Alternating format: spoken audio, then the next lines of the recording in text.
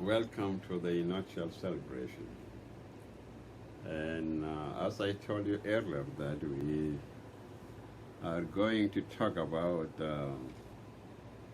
infrastructure from road, electricity, clean water, buildings for offices, businesses, uh, highways. The physical projects or installation of any country. Those that serve as the backbone of the country, people activities, and all that. So basically, we need infrastructure, good infrastructure, as we know that South Sudan mostly when it came out from war, there was little. There was little to be found as infrastructure, but they were uh, dysfunctional. I mean, they were not um, ready to serve the capacity of the new country. Uh, so we need it. We needed. We needed a robust infrastructure installation, and that wasn't easy since we have a lot of challenges in 2005 after the CPA agreement. So the focus of our government was to bring people back home so they can participate effectively in the referendum. But there were a lot of challenges, and we are thankful for the international community, our friends in the regions, our brothers, and they helped a lot in bringing people back home so they can decide their destiny, which they did. So in 2011, after referendum, I know we still have challenges, but 6 years from 2005 to 2011 were really enough to tackle those issues because we have enough resources. And I said before, that South Sudan is not really a country with that much population, you know. So I do believe that the resources that we have are really more than enough to right start the new country in 2011. Besides that, the world was ready. The world was ready to help us. We have the credit.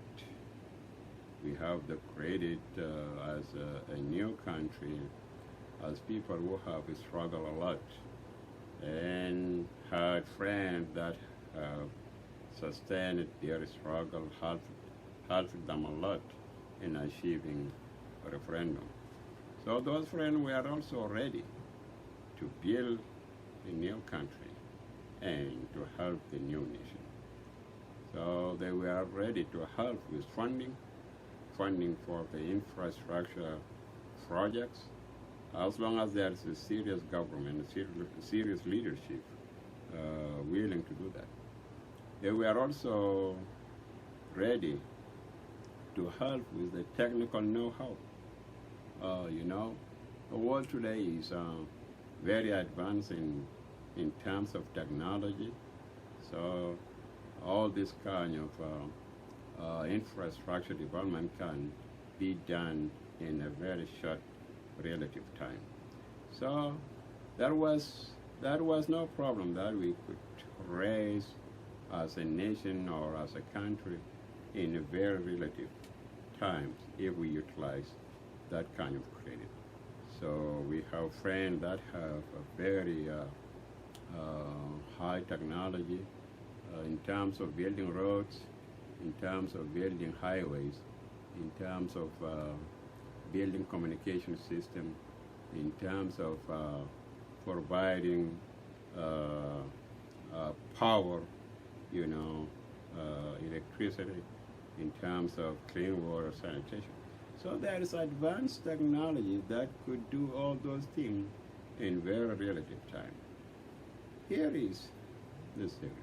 If we use our petrodollar in a very effective way, you see, like what Dubai did or many blessed countries with oil, you know. So the point was not, the point is that, the point was not that we don't have resources.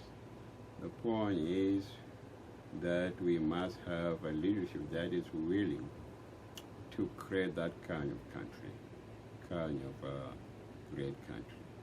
So the two things, I mean the two main financial asset, which is the oil money and the credit that we have with the international community, regional community. Those things, they could really lay down a very strong infrastructure and robust physical installation so the new country can relate on. In relative time, 2011, you see, to 2012, or the beginning of 2013, before the crisis in the political leadership of our country. So if we realize right now, after the war, we lost those kind of assets in a very great way. We don't know where we could be by now if our political leadership did not enter into crisis. So Juba, or the country as a whole, was one of the fastest growing country in the region, in East Africa, between 2005 and 2012, even beginning of 2013. Juba was the fastest growing city in East Africa, if not in Africa as a whole. So the economy was booming, and people were really improving. I mean, the lives of people were improving their life standard. There was a boom in every aspect. So, and that's a reality that we have seen even in the region. The region was seeing South Sudan as the new center for opportunity, economic opportunity. Our brother in Uganda, our brother in Kenya, our brother in Ethiopia, our brother in Somalia, and even in far West Africa and all this. People are coming to South Sudan to do businesses, to invest their money, to invest their skills, to invest their talents, education, you know. So because South Sudan was actually a very great opportunity for all of us and for all the friends that helped us a lot in the struggle for the last 22, 23 years. So if we kept it that way, we could have been in a great point of advanced development by now. So we still have the opportunity to, bring that kind of booming back. We still have the opportunity to be even greater. People learn from their mistake and from their, so I wish we did. So now, I know we still could manage to increase the oil productions. We still could manage to make money out of that. But there is a doubt that we will win back our friend that lost their trust in us for the last 7 years of war. That has shown the negative aspect in a very major way of our nation. So, but we could do that. We still the same South Sudanese, and we still can regain our dignity, our character as a good nation, our confidence in ourselves, our trust in our friends. But it will need some work.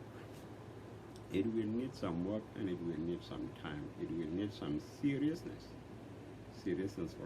from leadership mostly.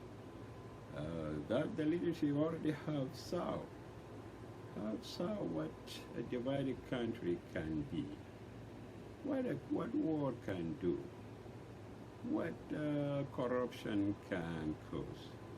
There's all consequences that we need to be corrected.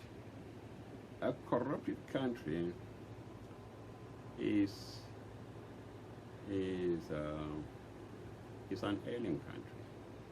It's a country that will have no much future because corruptions, all type of corruption will